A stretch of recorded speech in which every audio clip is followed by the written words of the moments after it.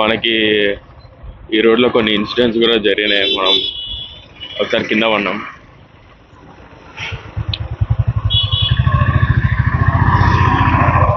ఎక్కడంటే ఎగ్జాక్ట్గా చూపిస్తా.